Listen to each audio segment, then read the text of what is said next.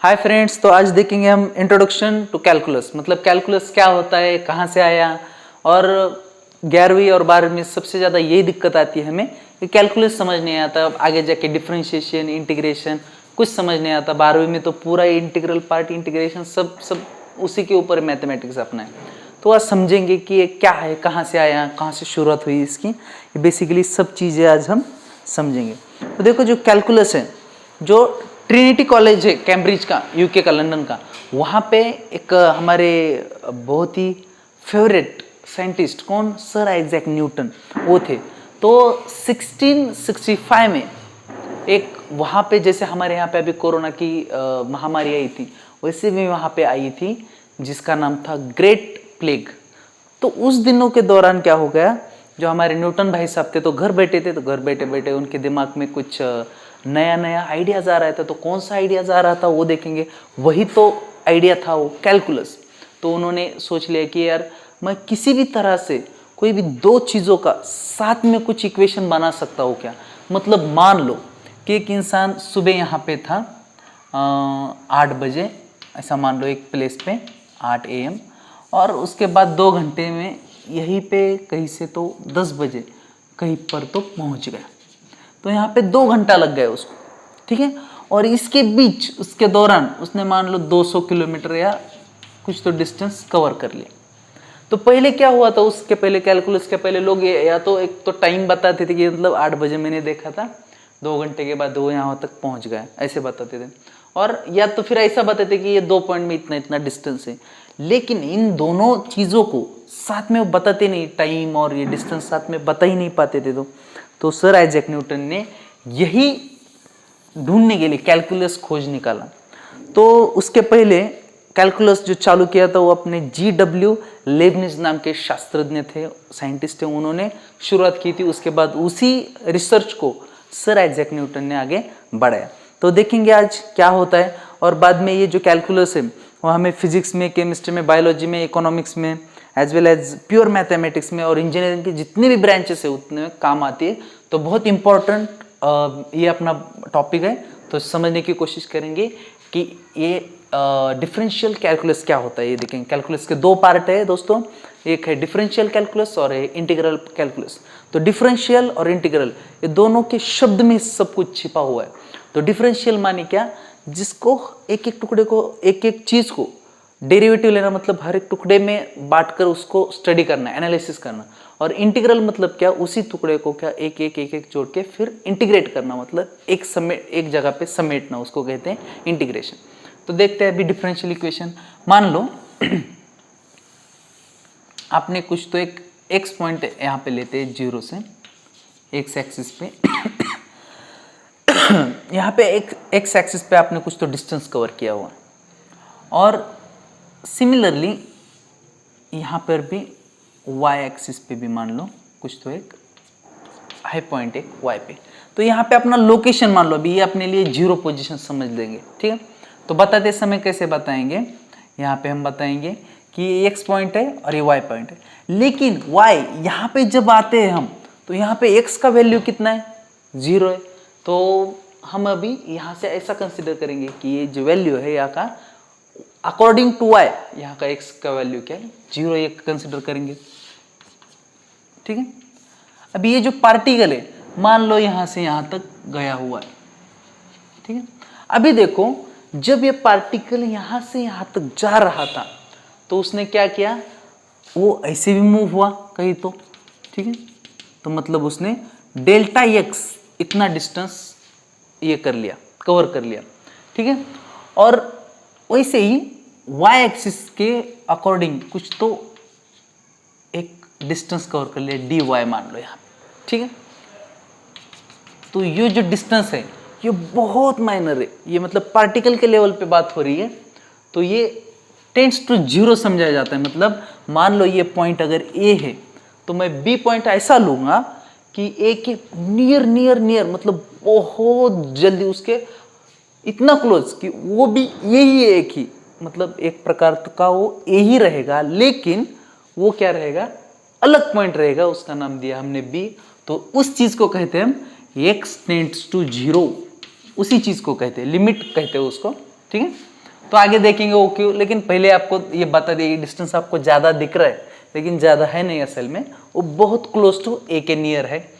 तो फिर क्या करेंगे, अभी हम क्या करेंगे इसको समझेंगे।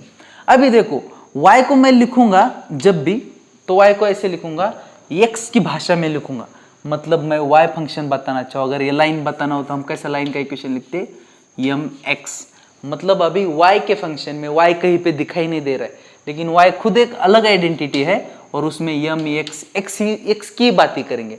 तो यहाँ पे हम लिखेंगे फंक्शन ऑफ x, मतलब y क्या है, ये फंक्शन है किसका, x का, मतलब y के एक्सिस पे हम बातें करेंगे x के अकॉर्डिंग, उसको कहेंगे the function of x, y is the function of x। ठीक है।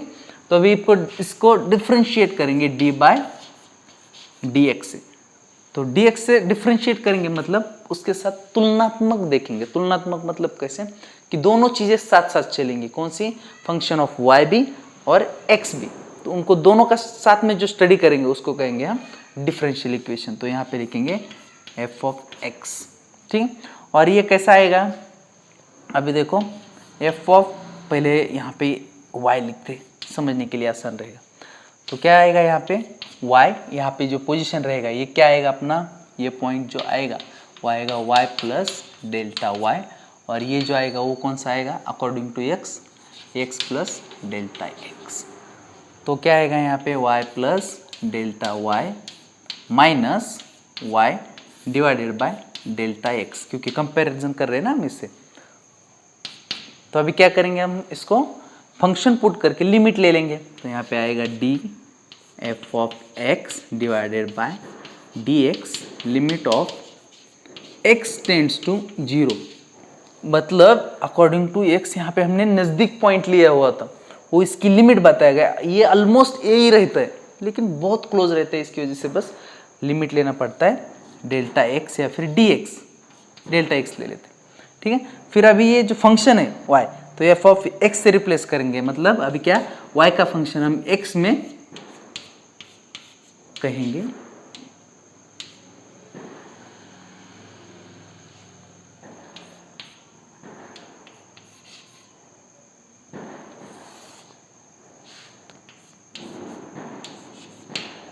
इसको कहेंगे differential equation of y and x। अभी ये देखो यहाँ पे y कहीं पे भी नजर आ रहा है आपको नहीं, तो इसका मतलब y के अकॉर्डिंग जितना भी हमारा मूवमेंट हुआ था वो हमने किस टर्म में कन्वर्ट किया, x में, इसको कहेंगे डिफरेंशियल इक्वेशन।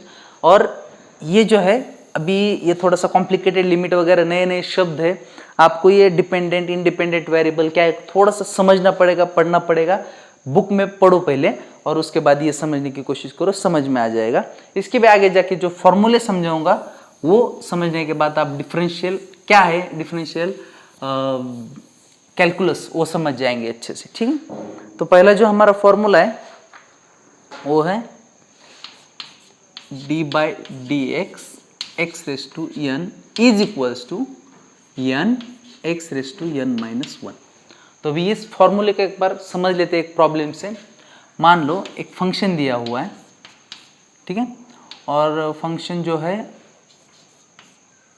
ऐसा लिखते समझ में आएगा, y is the function of f of x। तो अभी जो फंक्शन है वो x में लिखना पड़ेगा हमें।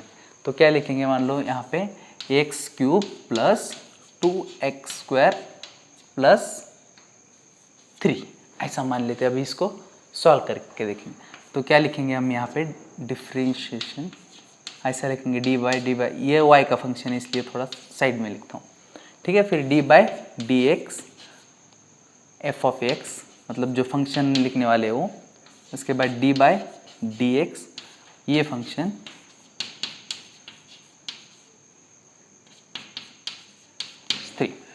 अभी क्या करेंगे, इस फंक्शन को हर एक को साइड में लेके सॉल्व करेंगे इस टर्म में, ठीक है, इस फॉर्मूले के सहारे।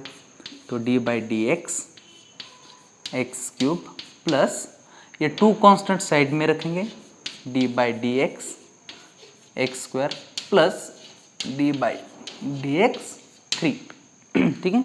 अब ये कांस्टेंट है, यहाँ पे कुछ नहीं है, मतलब यहाँ पे 0 है, या फिर कांस्टेंट भी ले सकते हैं, कोई बात नहीं। तो कांस्टेंट का आंसर लास्ट में 0 आएगा, ठीक है।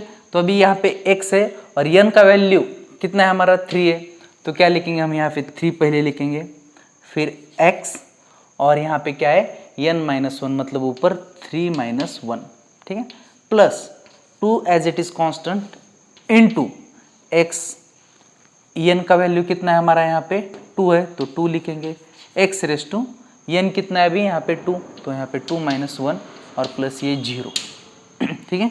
किसी भी कांस्टेंट को हम डिफरेंशिएट करते हो तो आंसर क्या आएगा 0 आएगा।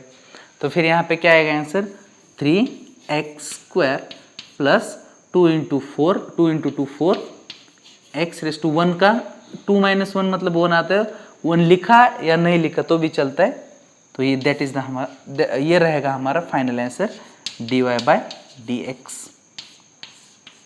ठीक है। फिर बाकी जो फॉर्मूले थोड़े आपको याद ही करने पड़ेंगे क्योंकि धीरे धीरे इसके ऊपर ही आपको प्रॉब्लम सॉल्व करना पड़ता है, तो बाकी के फॉर्मूले लिख के दे देता हूँ, याद कर लो और प्रॉब्लम सॉल्व करने में हम इसके आगे मदद ले लेंगे।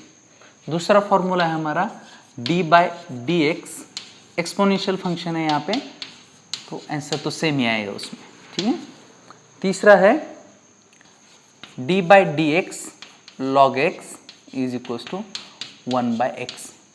उसके बाद ट्रिग्नोमेट्रिक फंक्शन आते हैं हमारे d/dx sin x is equal to cos x।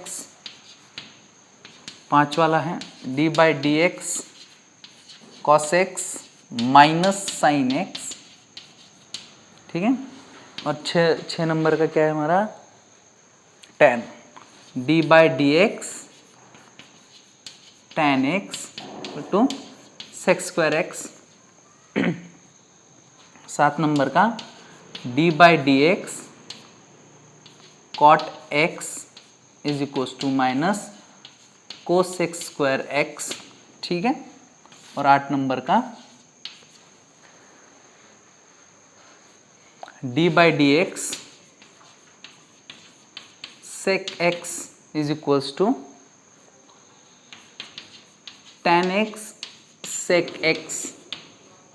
और 9th नंबर का है d/dx cosec x is minus cosec x cot x। ये 9th फॉर्मूले जो है डिफरेंशियल कैलकुलस समझने के लिए बहुत इंपॉर्टेंट है, तो ये रटने का ही है, ठीक है।